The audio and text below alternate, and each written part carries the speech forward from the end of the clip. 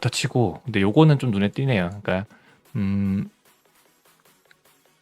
그러니까 아직 코딩에 이제 익숙해질 때쯤 이제 찾아오는 난관 중에 이벤트 기반 구조라든지 비동기, 멀티스레딩, 멀티프로세싱 프로그램을 짜게 되면서 참 난관이 찾아오거든요. 그러니까 그 레이스 컨디션이라든지 뭐 그런 얘기 있잖아요. 그러니까 뭐냐면, 그러니까 한 줄 한 줄 읽었을 때는 뭐 큰 문제가 없어 보이는데, 이게 여러 개의 프로세스가 이렇게 동작을 동시에 하면서 어떤 메모리나 변수를 이렇게 사용하게 되었을 때, 이렇게 많은 경우에는 별 문제가 없는데 아주 특별한 상황에 이렇게 얘가 먼저 이거를 건드리면 안 되는데, 뭐 하여튼 알 수 없는 그 타이밍의 그 우연으로 이렇게 건드리면 안 되는 게 먼저 바뀌어 있고 그 다음에 한다. 그러니까 만약에 뭐 큐가 있고, 그래서 큐 하여튼 뭐 저장소가 있는데 이렇게 항상 뭔가를 집어넣고 아이고 죄송합니다. 집어넣고 나머지가 다른 애가 빼가야 되는데, 이게 타이밍이 어긋나가지고 넣기도 전에 뭘 빼가려고 하면 문제가 생기는 거잖아요. 근데 이게 이제 한 줄 한 줄 코드를 읽어서는 디버깅 하기가, 그러니까 어떤 상황이 벌어졌는지 알기가 어려운 일이 돼서, 그래서 이런 이제 이벤트 기반 구조라든지 멀티스레딩 뭐 이런 프로그래밍을 하기 시작하셨을 때 이제 많은 고생을 겪게 되시거든요. 그래서 뭐 그것도 사실 뭐 경험에 의해서 뭐 결국에는 좀 나아져 갈 수밖에 없는데, 네, 하여튼 그런 게, 그러니까 저도 이제 한때 처음에 뭐 그런 거 했을 때 막 뮤텍스가 어떻고 락이 어떻고 이렇게 쭉 시퀀셜 다이어그램 그려서 뭐 이건 이렇게 되면 저건 저렇게 되면 이게 이렇게 들어가면 되네 안 되네, 그런 좀 옛날 생각이 좀 나서요. 약간 앞에서 얘기했던 것들이 좀 남았나 보네요. 네. 그런 방법도 있고, 로깅을 어떤 의도를 선언하는 로그가 있다. 요거는 어떤 걸까요?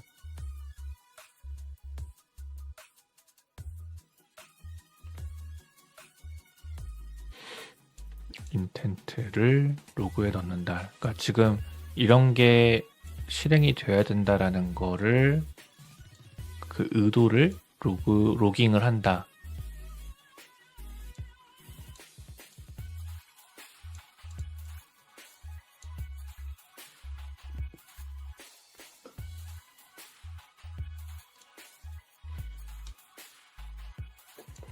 이 부분은 조금 더 자세히 설명해 달라고 해야 될 것 같아요. 좀 알듯 말듯 하네요.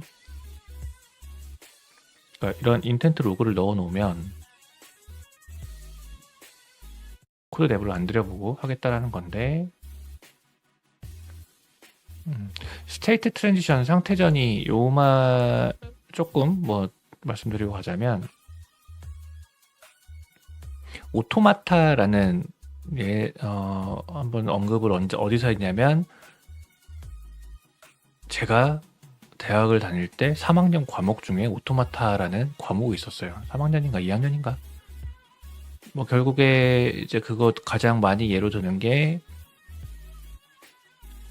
그 vending 머신 자판기에서 100원을 넣으면 100원이 들어가 있는 상태가 되고, 또 100원을 넣으면 200원이 있는 상태가 되고, 뭘 누르면 뭘 이제 뱉은 다음에 0원이라는 상태로 간다. 뭐 요런 설명 많이 하는데, 그러니까 디스크리트 되어 있는 어떤 상태를 왔다 갔다 하는 식의, 그러니까 뭐 내가 누워 있다, 앉아 있다, 서 있다.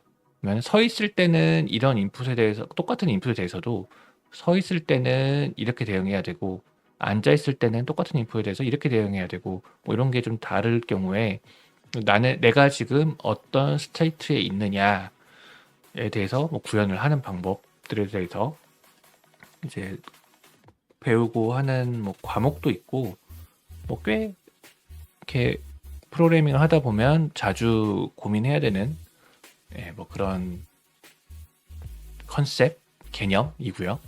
네, 여기서 뭐냐면은 제가 컴패니언을 만들었잖아요. 옆에 지금 떠 있는 그때 이렇게 PTT, 그러니까 나 지금부터 push to something인데, 그러니까 지금부터 나 말할 거야 누른 어떤 그런 스테이트에 들어가고, 이게 끝나면 ASR이 도는 스테이트에 들어가고, ASR 끝나면 LLM, 그러니까 그 라지 모델에 던져가지고 이거에 대해서 대응하는 그 대답을 만드는 상태에 들어가고, 그게 끝나면 TTS로 던져가지고 그거를 그 음성으로 읽어주게끔 하는 상태로 넘어간다라는 내용이 있었잖아요. 그래서 그거에 대한 내용이고요.